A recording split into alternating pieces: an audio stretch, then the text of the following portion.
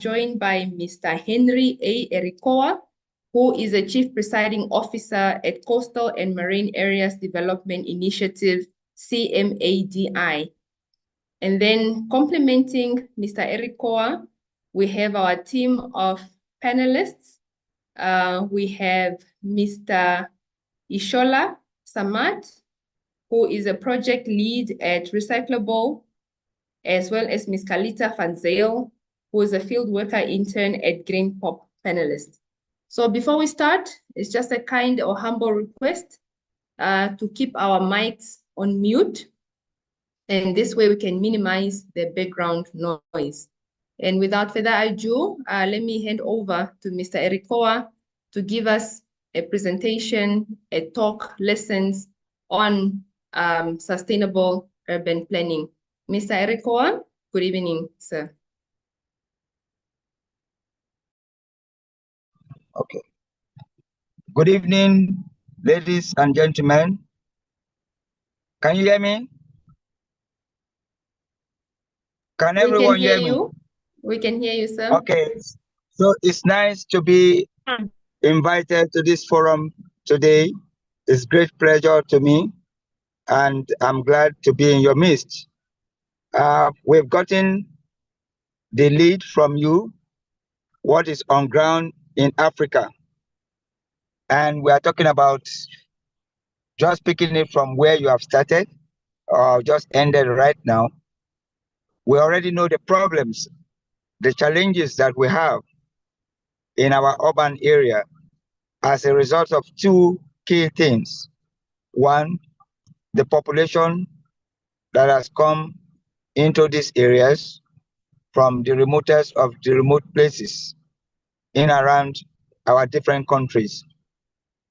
And that necessitated what? Increase in productions and services of our consumption in every realms of life. And once you are consuming, of course, you are generating waste. So it is what you want to eat, what you want to live for, that necessitated everything that is happening right now. Now, it is no longer new that population has grown. It is no longer new that increase in production and services are there. What are the challenges now? The challenges are how do we now live comfortably within the scope of where we find ourselves? And Africa is very peculiar.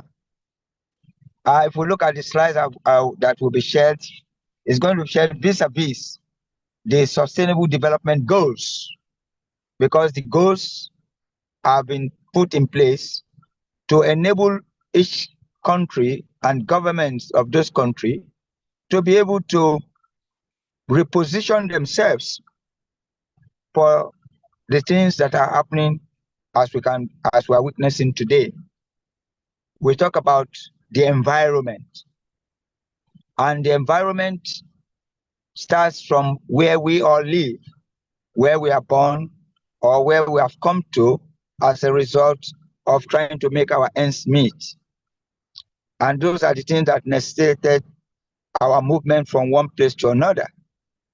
So this environment, we are saying, you cannot, in as much as we cannot stop ourselves from moving around, and you cannot stop to say each community will have this X number of people, it's not ideal for us to do that, to restrict how many numbers, because it's not something you can do. We just have to keep interacting.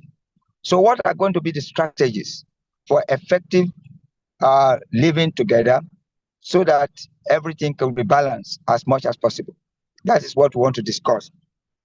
So if we look at population growth, for example, can we stop population growth? Certainly not. It's not something within our means to do, but with some things that are put in place, the planning of birth control and all, those are things from the medical angle and social angle that you have put in place to say, well, let us see how much we can reduce, we can plan our families according to our resources. But we know what will be the things that will be, if the challenges in that, we are all coming from different culture and religious background. So the culture, some agrees to say, yes, you can control bats.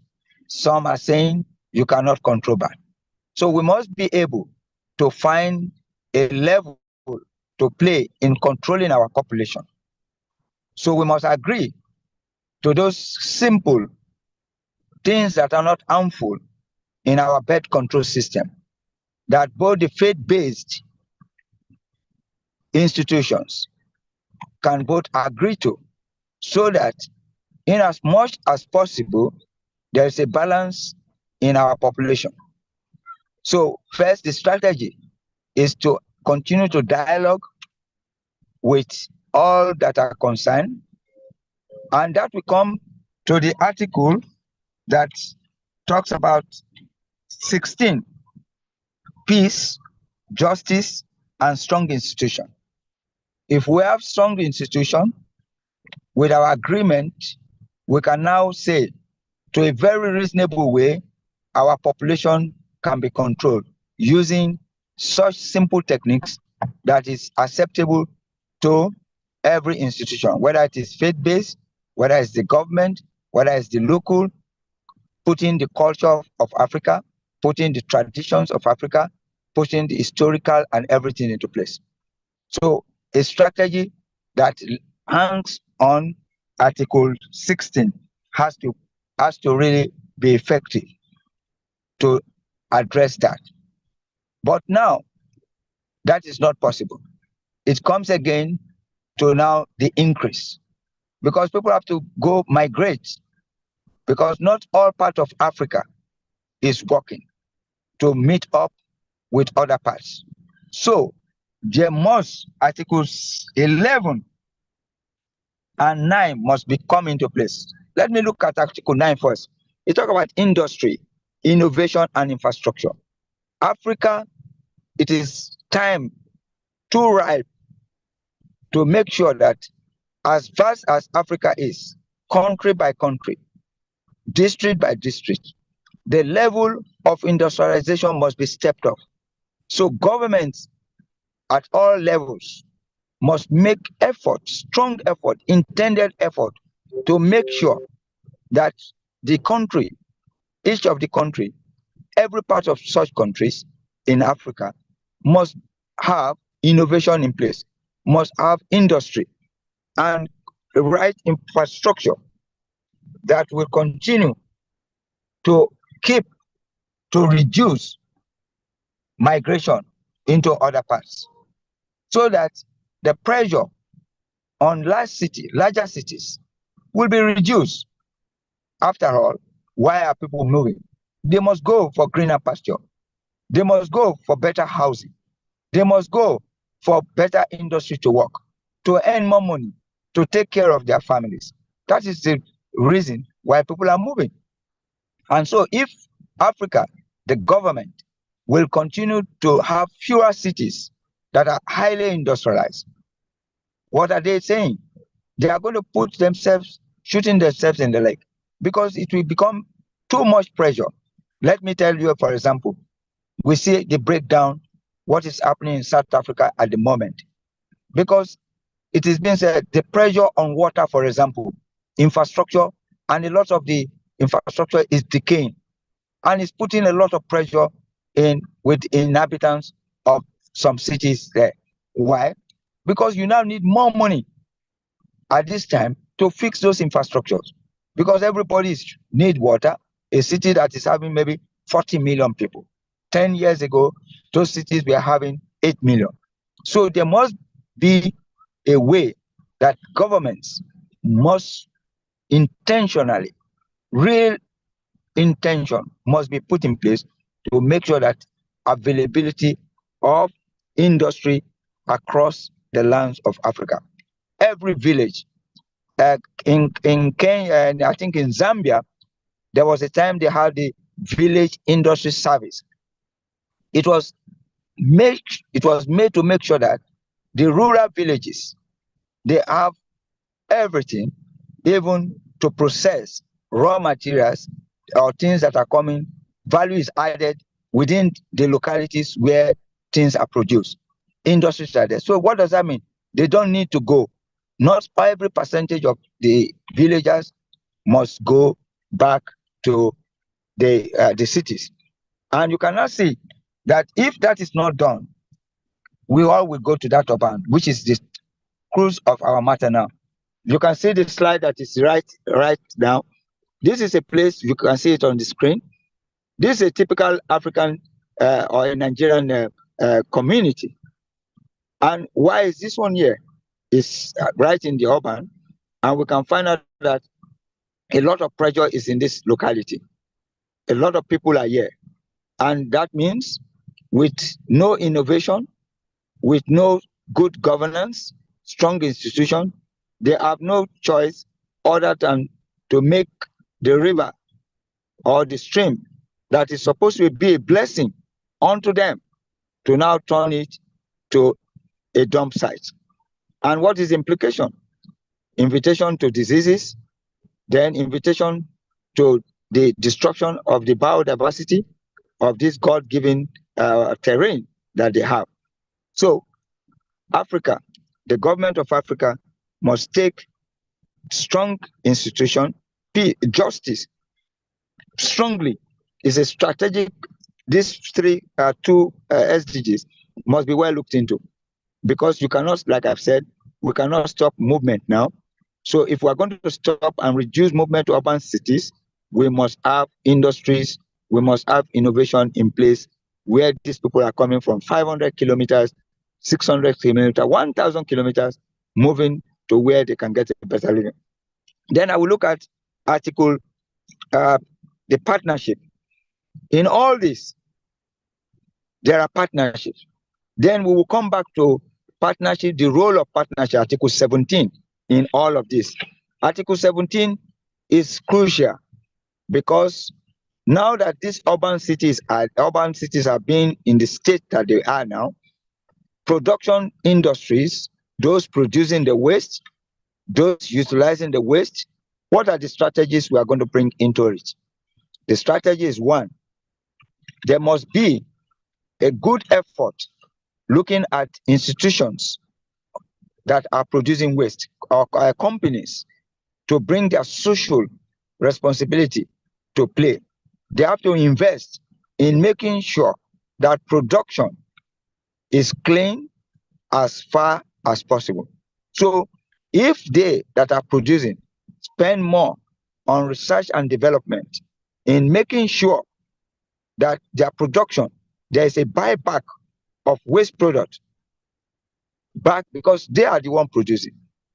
They know when they take the raw material, what the raw material will turn into. And if there are residue, if there are waste, then you have to do what? You have now to take back this waste so that you can do a lot of recycling. The recycling should start from the production companies. So if that's a good strategy we must adopt, that every company in production must have a kind of plan to receiving of the waste that they are giving out. So whether it is the plastic industry, the plastic industry must be able to say, we can collect, they must make provision in their strategic planning, in their production plan, to have a waste, a proportion of that waste must come back to them through all the street or the scouters for waste and all, to bring back to their factory. In so doing, everybody will know that for a glass company, all glass must go back to that company, and for a certain amount of money, not just taking it from those, the truck or whatever. It is going to arrive, and for everything I am collecting, I'm going to have as waste in my house, and it must be community by community, because that is going to be a strategy. And so if we cascade community by community in waste collection, all kinds of waste, and every county has a waste receiving pay, because that is a strategy that is not there now.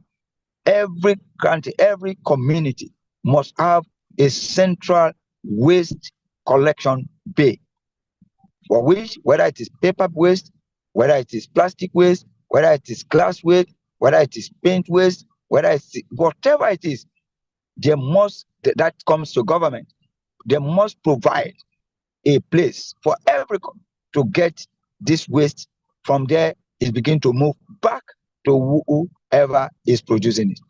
If we put those mechanisms in place, we are very sure that we will be going a little bit away from the present state that we are, where we find our cities in Africa. We have been overwhelmed, and we are still being overwhelmed. And with the population growing and increase in production, in the next 5-6 years, we don't know how much the urban city, maybe there will be total collapse of these urban cities for every infrastructure that we find. And the waste is a major problem for us. Then when we come to planning, still linking it to our strong institution, we have ministries, both in the local and in the state and in the federal, depending which country you have. We have Town Planning Authority, we have Federal Ministry of Works and Housing. We have all these ministries that are responsible, that are charged to do what? To do the planning of our city. We have surveyors in all fields that will give us cities of the future. So, but because the mechanism, the institution, they are there, but they are not being strengthened. There are a lot of lapses. So it's one thing to have a law in place to plan a city. It's another thing to be able to enforce the breaking of this law, and with every penalty.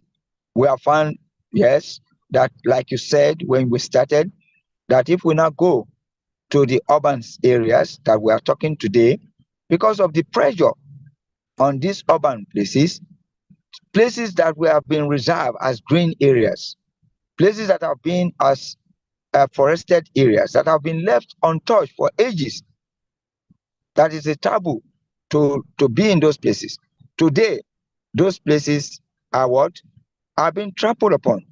And who are the people doing this? There are still people that are high up in government. They give the lead, and because they are involved in it, we are not able to stop the flow.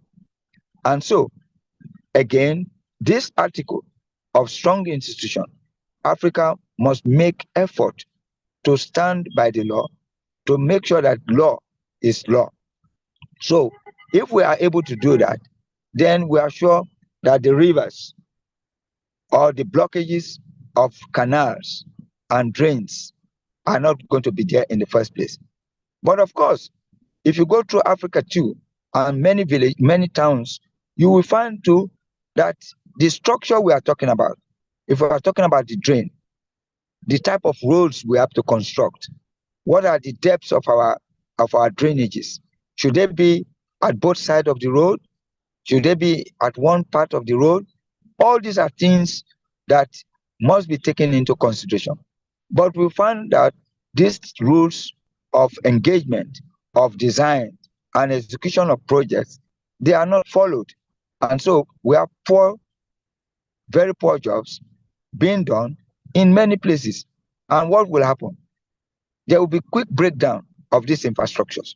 So we'll have that some places, they are not done to specification in the first place, materials, poor quality of work are exploited, and most often than not, even with over-bloated contracts, sums and all. So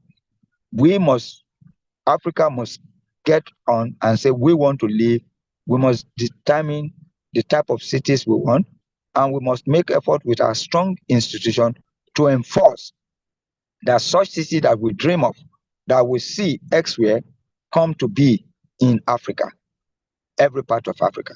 So these are some of the things, some of the mechanisms, some of the strategies we must bring to be. And that will be in the partnership. The partnership means within the city now, everyone must be accountable. Everyone must be accountable for it.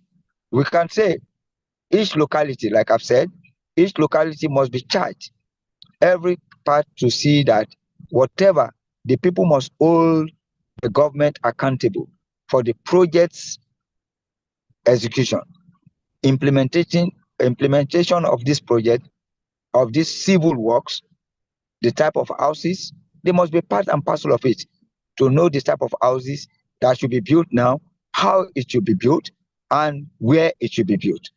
Should it be built where we will show the slide? I have a slide that is there. On the top right, you can see a city that is totally submerged. But afar off there, you will see a bridge. Okay, but if you look to my left, to the left of the picture there, you will find the extent where the flood came to, and before the main road by the left. Now, traditionally, culturally, historically, this village, this town, for example, should know how the movement of water has been, and with the cry of what will be in the next 10 years, they wouldn't have built their houses so close at the river bank, because we all know the threat of the rivers. So, but you see, there is no rule of engagement, because why? We are in a community in Africa where we own the land, where we have the rights to the land ourselves. But what does that connote? That means I can tell somebody I am the owner of this place, and government have been here for ages. So I'm traditionally here, I'm historically here. So your planning should not come to me. So we resist the planning that is going to be modern, that is going to go with innovation. And because we are not ready as a government to bring innovation in, the people will resist. They will not want to go, because even if you ask them to go from there, you are not going to provide a better place, a better option for the people. So they better remain where they are, even when danger is imminent. So government has a lot of role to play, because they are the one that has innovation. They are the one that has the wherewithal to bring scientific and other kinds of developmental stride into our localities. So if government is saying, yes, we already know through studies that this is going to happen, you must be away 50 meters from every river bank, every river. You must be 50 meters away from there, so that we have a kind of a leverage, a kind of buffer zone to be created. And the communities are well planned. We will not be having what we see right there now in that top right of this picture. So the government, we must make concerted effort to make sure that our cities are planned based on the present reality we find ourselves with climate change. Because yes, sea level is rising. That is glaring. We are seeing the effects. We are seeing that coastal communities are in danger. Their villages, their towns are being submerged across all coastal areas of the world. West Africa, East Africa, wherever you find the coast, they are all being threatened, including here in Nigeria. And the money that is being earmarked for coastal protection, shoreline protection, is so enormous. And this money would have been saved if we put proper planning and execution of innovative ideas and planning mechanism, execution of projects into place. We will be able to reduce effect on man. So what are we saying? In fact, it has come to a time now when African leaders and every institution in Africa should consider eco-based approach in whatever we are doing, bringing industry to the rural, reducing this mass exodus from our different rural area into the urban. So we must decentralize our governments, we must decentralize industries, we must decentralize what is coming to the capital and make sure that within reasonable level, everyone is able to be comfortable within their zone. And the waste, like I've said, waste must be keyed in to the producers of waste. They must be held accountable because they can produce recycling plants and create jobs. They can bring innovative system into this country. So they know how to get the recycling plants. So around our cities, we must have more recycling plants. Waste generated must be recycled and taken back in a lower bit back to the factory. So in such way, there will be a continuous quick, because if you don't recycle quickly and if you don't know how to sort the waste, many of the people are ignorant of waste sorting. We keep saying, yes, you put plastic here, you put there food waste. These are good, but there must be institutions that are ready, are in place in every place to do the waste sorting so that we know what is going where and how it should get to where it should eventually arrive at. And in so doing, we will have been able to say, yes, Africa is now on the path to addressing the waste that is generating, and the cities can be more friendly for all to dwell with less money coming to be spent on all the pestilence and all the problems we are having today. So it's called for a collective action, a call for real-time engaging, and a call for real-time partnership from the top to the bottom, and everybody should be called, it's a call to action. For example, people on the streets still cannot tell you what is climate change. So how much of enlightenment about the climate change that is happening around the world has gone to our communities, rural communities that are suffering, that are coming to the city? It's only when you come to the city you felt it. But then, even in the cities, a lot of people still don't believe, because a hungry man is an angry man. All he wants is how he gets his bite from the economy. Whatever happens thereafter is not his business. So we must say, yes, you want your bite from the economy. You want your bite, you want to have a feel.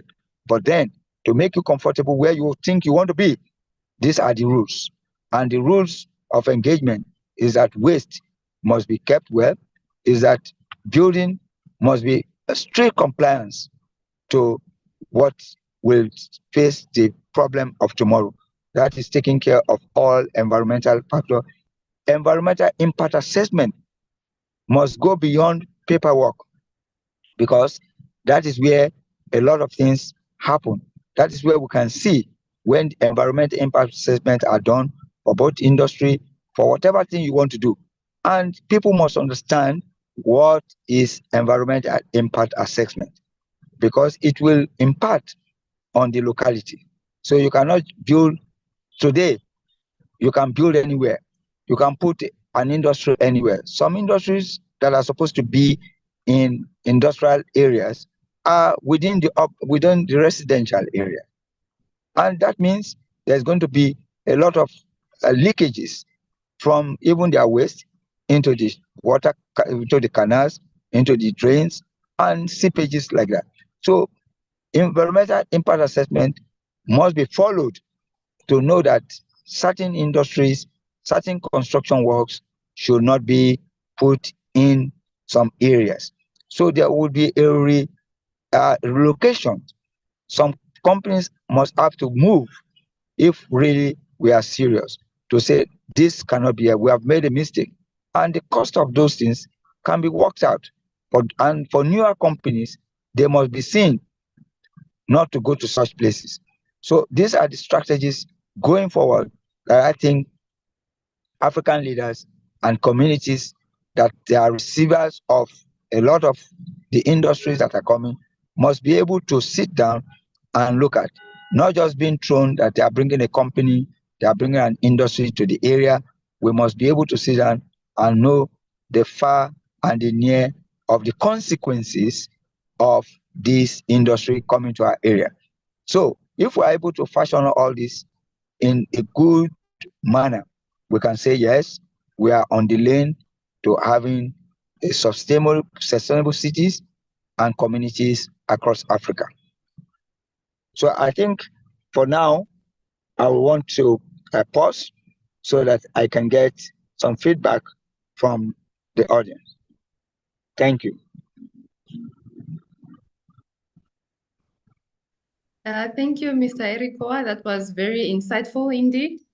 I just wanted, before we hand over to the participant to ask their questions or give their input, I wanted to first maybe give it over to our panelists, that's Ishola and Kalita, maybe just to also give us a little bit of insight on the topic, especially for Kalita. I think she's in South Africa. Like, what are the challenges, or in terms of your area, how is this topic relating to your situation? Maybe we start with Kalita first.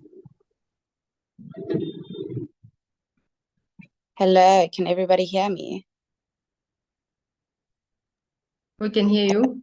All right. Yeah, when our guest was talking about the issues with water and waste management, it's really noticeable across South Africa at the moment. Where I live in the south of Cape Town, you get boreholes and you get reservoir water, and reservoir water doesn't have rocks on top of it. And at the moment, you can't use that water as spare water because there's so much filth in it that it actually smells. But it's directly, people have access to it from their gardens. They directly tapped into a water table, essentially, that they can't use. And those are some of the more privileged conditions. There are spaces in South Africa. I mean, there's a lot of our rural areas or our township areas are built on top of rivers, very similar to what we were just talking about in the talk. But the infrastructure that was laid out during apartheid, which really hasn't been addressed at all, especially in our small towns, are running directly along our rivers as well. So every time that infrastructure gets too much pressure on it, you end up having sewage seeping into freshwater sources. So now it's not only that we have less water available due to a lot of droughts and climate change, but we also have less fresh water available because it's being contaminated by waste. So that's a very big issue across South Africa that most people can experience. Thank you. Thank you, Kalita. Thank you for that. Ishola, over to you. All right, thank you so much, Hilda. Thank you so much, our speaker. Can anyone hear me? Confirm if you can hear me. We can hear you. All right, thank you so much. That was an amazing discussion so far. We appreciate our speaker for the speech so far. So it's been interesting and impactful, I must confess. So from my own point of view, I think the speaker said a whole lot of things, and we just need to implement those key things he mentioned. So the first thing I would love to talk about is he mentioned that everyone must be accountable. Everyone must be accountable when we talk about waste management and flood resilience, and combining these two topics to have a sustainable urban planning. So the waste management and building a flood resilient environment is our responsibility as individuals. The government cannot be everywhere. The government cannot do everything for us. We as individuals, we are citizens of our community, we have our individual roles and responsibilities.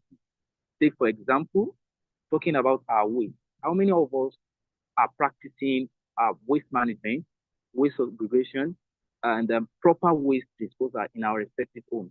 Few of us. So this is telling us that we need to take responsibility. We need to embrace recycling initiatives.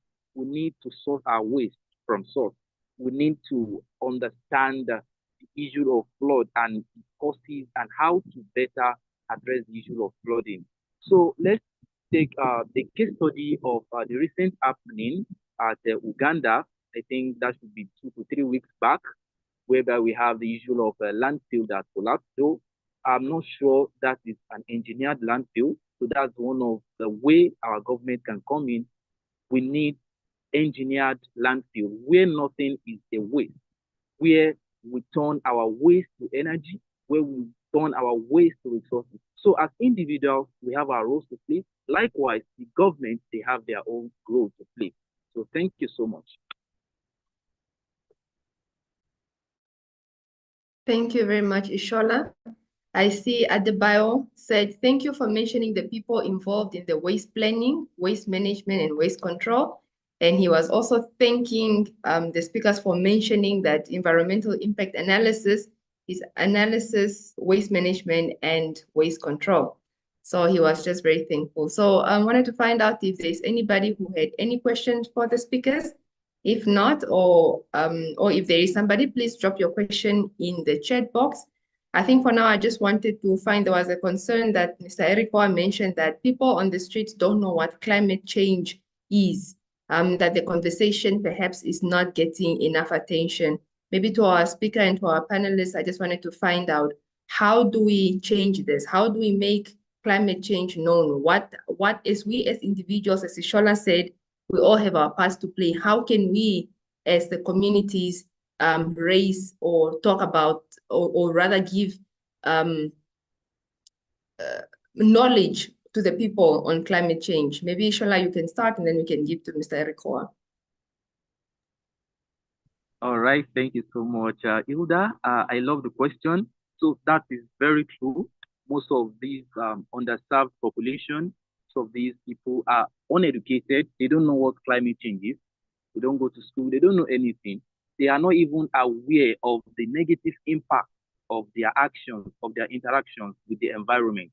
So this is very true. So now, how do we come in as individuals? Thank God we have a lot of us here. So this is where our individual roles come in. I am doing my part by coming up with an initiative I named Recyclable. At Recyclable, what we do basically is we promote environmental sustainability through advocacy. We organize monthly webinars, and we talk to people about how to better interact with their environment. And not only that, to answer your question, the basic thing we can do is to, as organization, is we organize in-house visitation, in-house community engagement. We go to them, speak their language so that they can understand the impact of their actions in the environment. So there is a need for the government also to come down to the level of these people that are at the bottom of the pyramid. They need to speak their language. They need to let them understand the impact of their actions. So for me, I think to answer that question, the government needs to focus more on advocacy, and also you as individual play your role by telling people about what climate change is, telling people on how to better manage their waste and protect their environment. So thank you.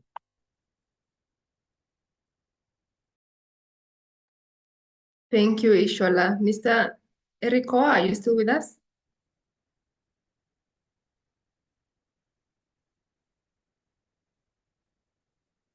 Or maybe Kalita, if she's with us as well, maybe just to answer on the question of how can we ensure that people, everybody knows about climate change and that they are all talking about it. I see Kalita is here. Well, Hello? hello. Okay. So from what I've seen, it often helps when you're in conversation with people, or when you have the opportunity to kind of take the education away from yourself and step into someone else's shoes, because people may not understand the concept of climate change or the topics that we talk about every day, but they do understand that things are changing from their lived experiences. And with an NGO that I worked with quite closely, they would often have, on cleanup days at the end, have a pop-up school, because for a lot of the kids in the area where they were cleaning, the act of going out and playing in the river was very enticing to the kids. So they used the pop-up school as a way to help the kids interact and find new animals, and explain to them that if the river water is bad, then the animal gets sick, and that you also get sick when you drink it. So it's kind of taking away that barrier that education has often created over the last few years, of separating people into different groups, when our version of academic knowledge is just a different way of knowing something. It's just a different way of understanding it. Just as everyone has a different culture and a different faith, it's just different ways of doing the same thing, which is living in your environment. So just having fun activities and relating to people about climate change in ways that is more personal to them has often been a very good way to get it down on the ground and talk to people about it. Okay. All right. Hello, can you hear me? We can hear you, Mr. Eriko. You can go ahead. Okay, so I think like what the first and second speaker said, much of it has to come back to the communities that we live in. Just like living in an estate, we find out that in a closed estate, it is very difficult for you to litter the estate you are staying, because there's a rule, there are rules and regulations that governs the estate. So where to put your waste and the frequency of picking waste. So there must be the landfills, recycling stations, waste collecting station, and in every not too far distance. Because today we find out in the city where I stay in Warri, for example, Warri local government area, the whole of Warri local government area as a local government don't have a landfill. It has to go to another local government. So if you are going to take waste, community is generating waste, households are generating waste. Then you have people on the carts, the waste scavengers. These guys will come and take it from the back of your houses or from the street corners where they dump it, roadside where it is being dumped. Then they will take it and say they are going to take it to wherever. They will pick only what is there for them to pick for money.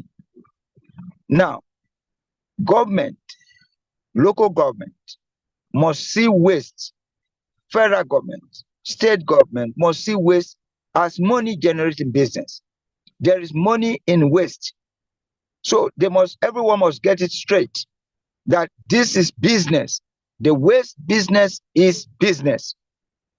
It is not just the political getting offer in the office to be a president, to be a governor, and that is all. No, there's a lot of money. So government have not seen the money that is in waste to enable them invest in waste.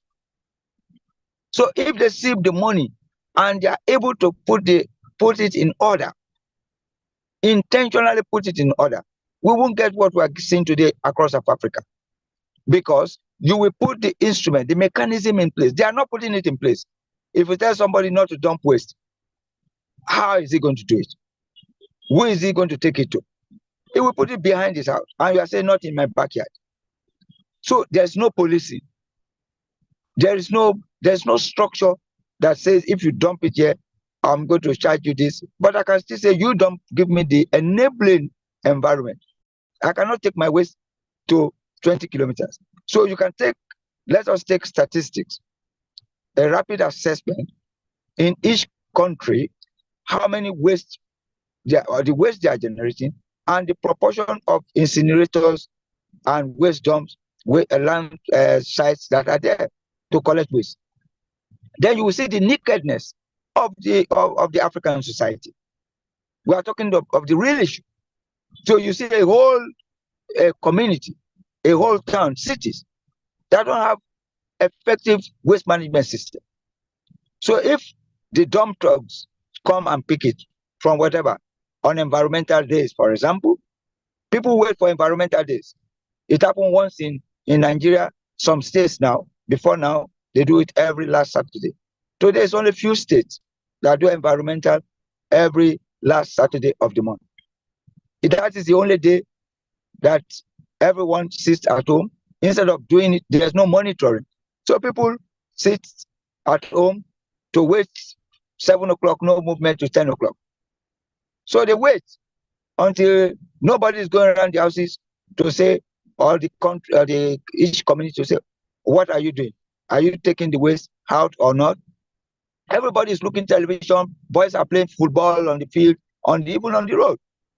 And only a few places you see people clearing the drains, the gutters, packing it up from that where it has been stuck, putting it on the side. And by the time the 7 o'clock to 10 o'clock, not all of it has been moved. And the rain come again, wash it back there. No, there's no monitoring, there's no evaluation of all these things. So we are playing lip service. And that's why I say the government themselves, they are not making any effort. If the government that has the law, that puts the law, edit and everything, they are not ready, then our community will be dirty. Our community will continue to be like this. And people will be building on drains. And you come and do fire brigade. I want to destroy the houses that are built on drains. It's not done anywhere. So I'm calling on government at all levels. They have a role, and they must first do their role. They are the leader of this. They have the law. They have everything in their hand to put things right and bring these things to be, just as in anywhere. We once had a good time in Nigeria. At an era, we have the President Muhammad Buhari and his second in command, Idiakwon. We had war against indiscipline in Nigeria. At that time, war against indiscipline go with waste, dropping of waste collection, all these things. And people were not dropping waste anywhere, anyhow. Today we compare Singapore, we compare Finland, and in Africa, we have leaders that want, but people will want to corrupt that system. So we must come back and sit with ourselves and say, look, government, do your own. It is when you put the waste bins, it's when you put a proximity for people to assess what you want to do. Then you cannot find them. You cannot say this is a fine if you don't use it.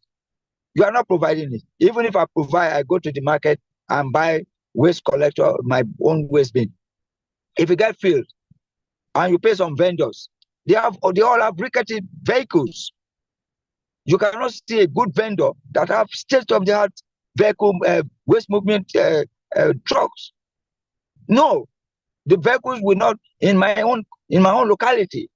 Here in Nigeria, where I stay, in Egbokodo Shekiri, and where I have my business in Ijala Ikene community, what is our local government? The vehicles, we are here, yes, some weeks, some 2, 3, 4, 5 days, they are not picking. The vehicles are breaking down. You can count the proportion. Cost of things are going high. And how much are you charging? Where will this waste go? Is there proper recycling? So we are not going to get value for our money, for services, when state-of-the-art equipments are not there to get the best out of the waste we are generating. That's the crux of the matter. So government in Africa must sit up. It's a call to challenge them. The SDGs, they are not law on itself. It's a guide for each community. It's a guide for each country. Each country has laws. So each country with this guide that we want you to have sustainable cities and communities in year 2030. There must be monitoring policemen, just as you are going to charge for war crimes.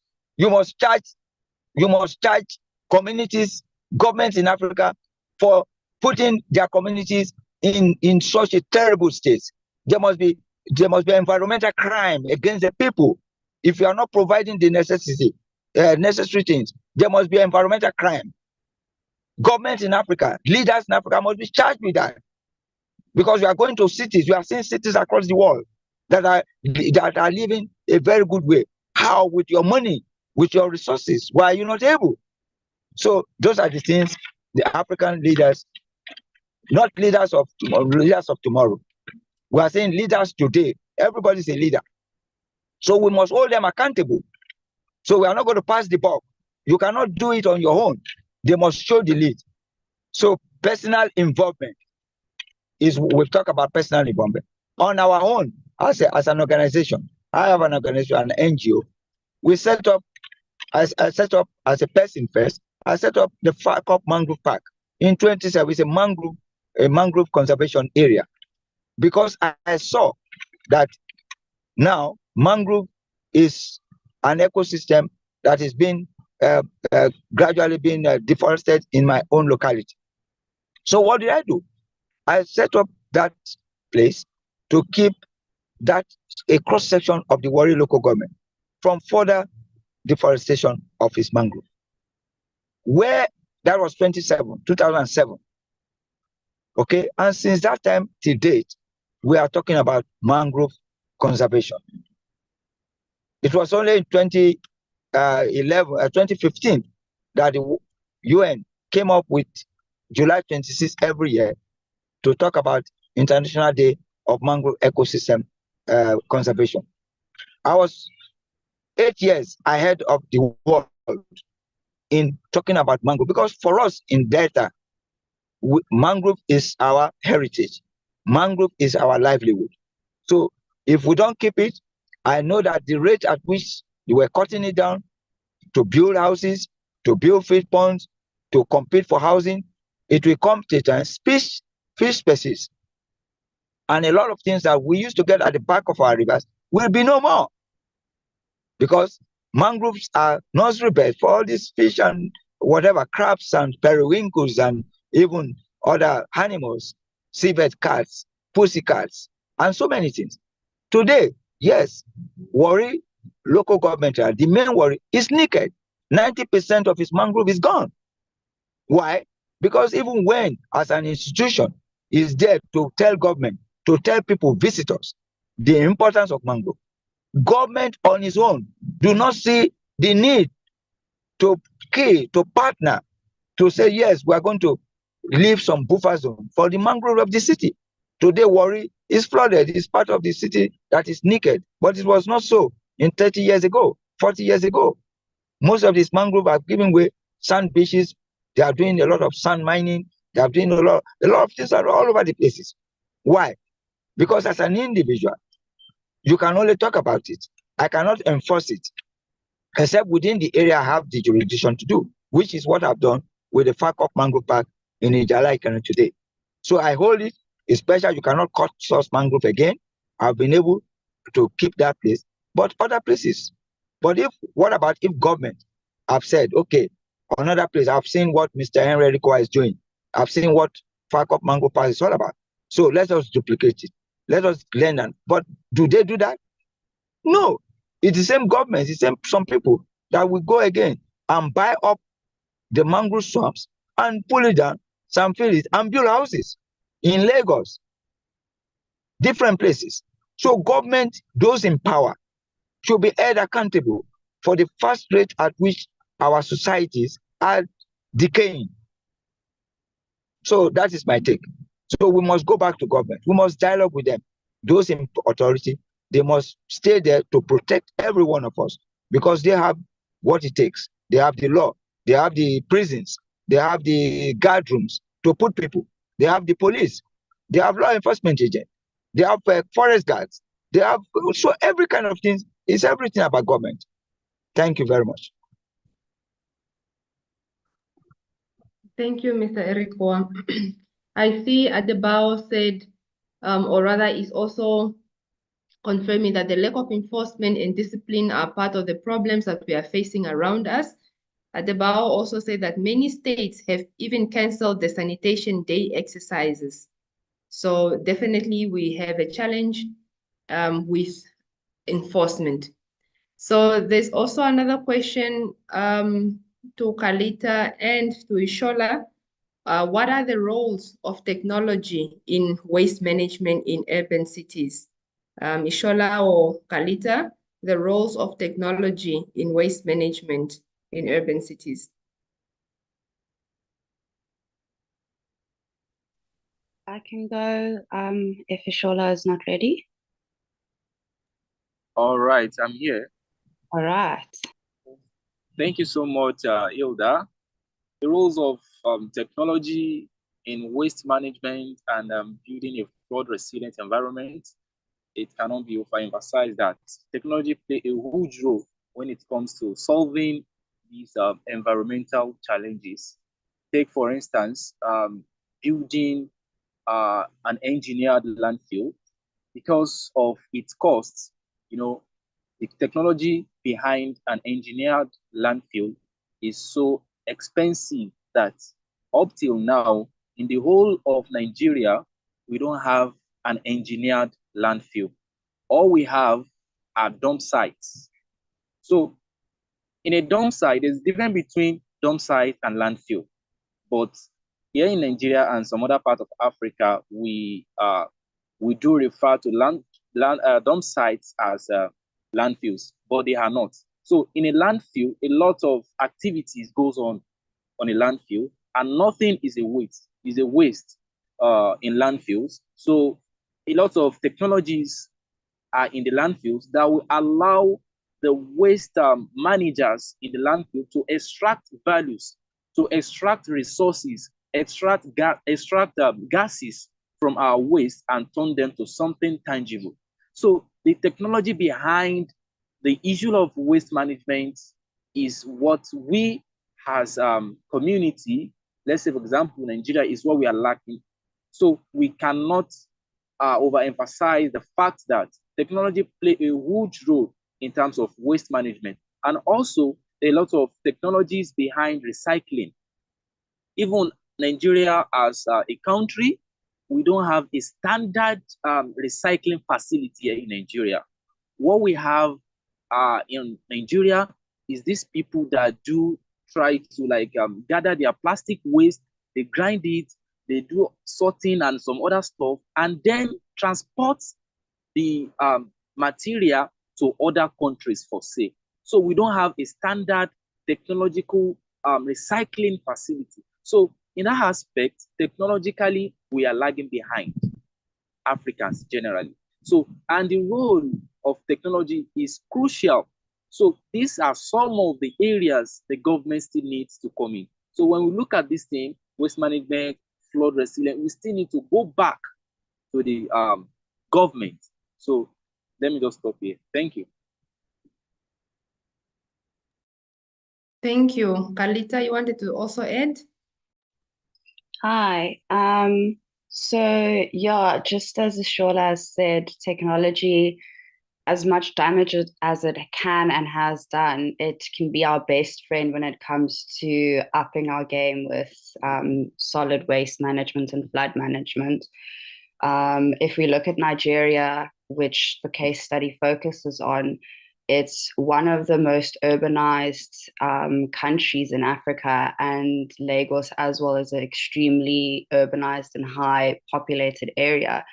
But a city can't grow without some form of technology helping it. So if we can really make use of what technology is available to the advantage of development, then it will only enable urbanized spaces to gain more income or more economic growth or more innovation. So I mean, just the basic technology of your cell phone and being able to go on Instagram, a lot of the information we get fed is now fed through algorithms, but you can find a lot of content on social media regarding traditional building techniques, modernized building techniques, how to incorporate these two.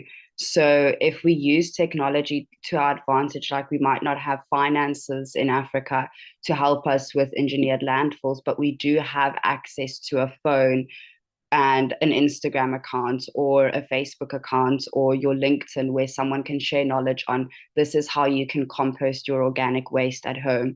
This is how you can build your house further away from the water so that your daily activities don't affect the water supply. So there's very small things we can do on an individual and on a larger scale, if we just use technology as your friend, not your enemy.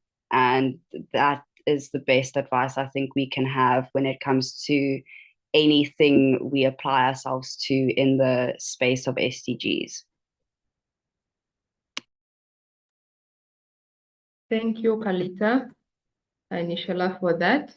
There's also a question to Mr. Eric Koa. I see he's still here from Adibao. Adibao is asking, during your presentation, Mr. Eric Koa, you mentioned that there must be 50 meters setback or ensuring 50 meters setback to the river bank. So he's asking, what about those areas that have less than 50 meters? And he's also asking in the issue of placing a retaining wall to restrain water from flowing back. Is this sustainable? Not sure if the question is clear, Mr. Yeah. Eric Koa. Okay. You know, everything is on case-by-case basis. So in determining what should be, there must be an assessment. And that is where the different authorities that talk about land planning, town planners, we talk about the surveyors, all the arms of government must be there in each of these localities to be able to decide and engage with communities. Because the rivers, for example, is for everyone.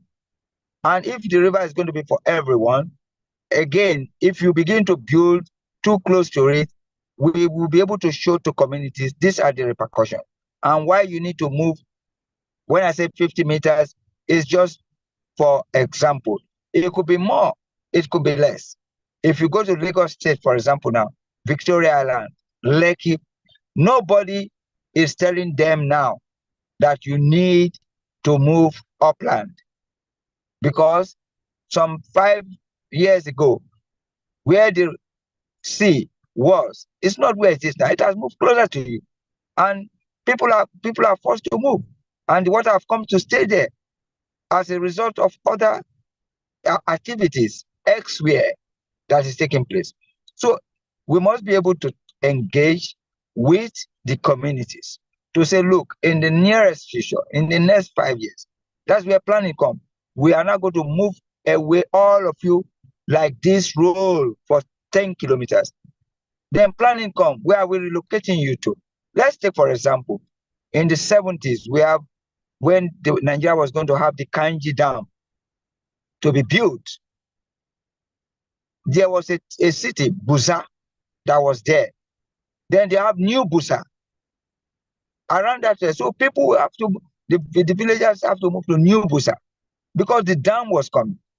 And that was when Nigeria was having developmental plans. You have 5 years. They were following these plans. There was planning that was being followed because everything was engaged in reality. Okay, so the cities, our cities and communities must be revisited if they will continue to survive what is now coming on in the world. It's no longer stories. Nature is hitting back at us. So whichever government that don't want to listen and don't want to use technology, they have the money. Africa government have the money. The resources is in Africa. Gold is in Africa. Lithium is in Africa. Everything is in Africa. So it's about being intentional about what we want to do. So we must do a buyback. Like somebody mentioned, technologies, simple technologies. Yes, where are these technologies? Where are they? The people must bring it out. Technology should not be hidden. Trade fairs are being done across Africa. Those technologies must be showcased for individual house, for individual. Oh, this is how I can compose. I'm seeing the machine. Somebody, so it's as simple as this. How much is it? Oh, it's 10,000 rand. It is this. It's good for the homes. Oh, 10 compounds can have it. 10 households can have it. Then there's a cooperative to say, oh, put it here, you can come. So those are the approaches. So when you say go to Instagram, it's like saying climate change. How many people are on Instagram? How many people are on LinkedIn? It's the UPs, the big guys, they are there. So technology must come to the grassroots. They must see, just as they see irrigation, just as they see a woman see a grinding stone, just as a woman see a blender. Every woman know what a blender is. Every household know what a blender is, a grinding stone is. So when you're saying compound this, they don't understand how. So, oh, you can turn biogas, for example. Do you know how many years we have been talking about biogas, that you can use biogas to convert to electricity? Yes, a lot of research is there. But how many households in Africa has embraced biogas? That is even the easiest, from the poultry waste, from the that to cook. India has since you can see how many houses in India, in Pakistan, that was this thing already there. You can just go and buy a biogas and come and fix behind your kitchen. In India, they will bring a truck tomorrow. In Africa, we are still thinking, we are still doing research. I've been on such sub-Saharan Africa, biogas for energy, and it's just stories. We must have the technology. Plastic industries, you won't get any plastic industry in Nigeria who want to go into a biogas compartment. It will still be local, and you have population they don't see money in these things. It's a deliberate act to keep ourselves in darkness, and we continue to talk all these things. So I'm saying technology must be brought, just as the ceiling fans, we saw the television, the cell phones. These are things you are seeing. They are not talking stories. You see different kinds. So you must bring this technology that we do simple turbines, that we do X, Y, Z. Our government or Central Parks should be there. Investors, big time investors in Africa. The big boys are in Africa. Money millionaires are in Africa. They must invest in bringing these simple technologies to the homes, to their households in Africa. They must not just be playing the financial big boys on the diamond mining and all those whatever limestone, and taking briefcase and go to Switzerland and like that. They must in turn ask for simple technology to make life better for Africa. That is what Africa needs from them. That's what the people on the street need for them. Simple meals, simple things that will turn all this food waste straight into fertilizer for them. They need it. They will buy it. If it is $1,000, they will save money to buy it through their cooperatives, because they are generating waste in their farms.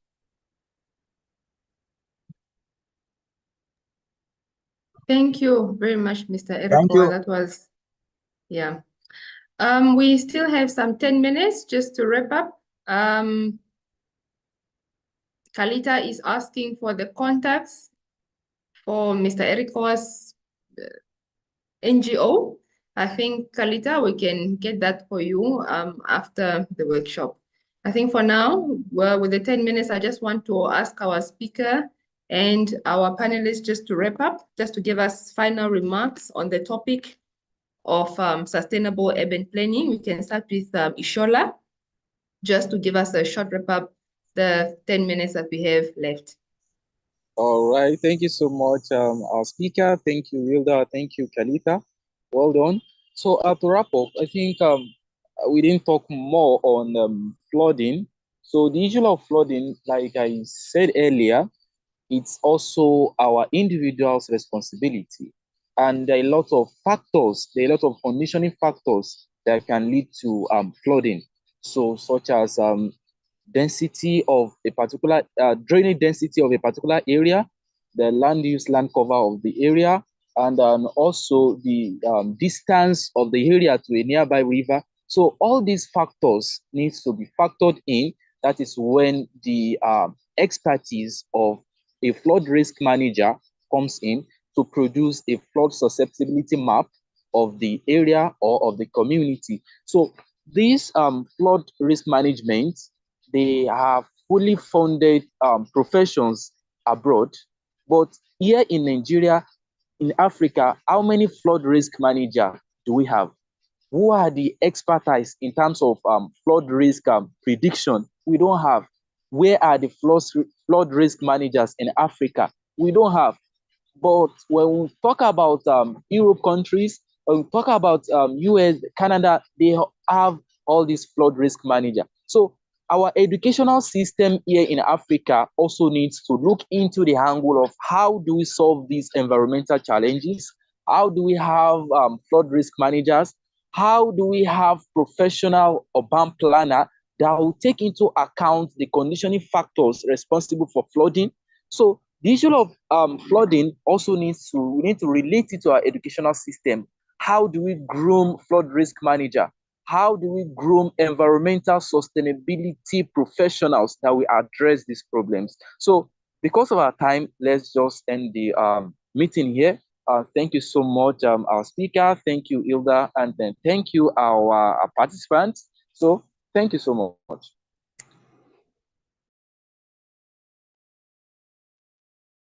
Thank you, Ishola. Maybe Mr. Eriko also has closing remarks. Yes. Okay. So Africa has huge waste to be annexed. It's big money for waste is money. So I'm pleading that every one of us should take this home, and we should connect with our local government authorities.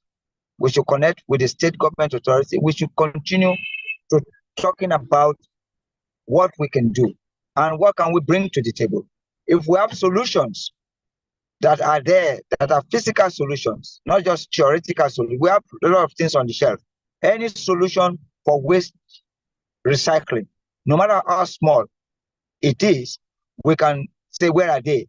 We showcase them. We bring them to our communities, whether for textiles, whether for plastics, So all these simple machines that can turn waste to final product that people can use. If we're taking for example, glass. If we have glass waste, what will glass waste do for us? What are the industries? So we look at it, the waste management, the value chain of waste management of each of these things, like glass, like plastics. So we now begin to look at small items that industry can come out of it. It now becomes attractive when you are talking about youth empowerment, women empowerment. So this is the machine. If you get out your waste, you can do toys, you can do plastics, little plastic chairs that are of low 50%, in fact, complete low grade, recycled. You don't need to add virgin materials. So we need such message. We need to be open to them. So with that, we can begin to move from community to community and engage further for legislation when we are able to mop up from our own communities with right machineries. So that would be a good approach, a good strategy to reducing waste in our environment. Thank you. Thank you very much, Mr. Erikoa. Thank you very much, Ishola and Kalita, for the presentation and for your insight on the topic of sustainable urban planning. I also want to thank all the participants who came here tonight to come and work together. Let us go out there and continue the conversation on sustainable urban development. And with that, ladies and gentlemen, I would like to wish everybody a great evening. Thank you so much for joining us once again. Have a good night. Bye. Bye.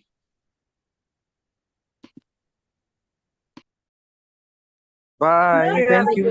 Bye. Thank you. Thank you very much. Bye. Bye. Bye. Thank you.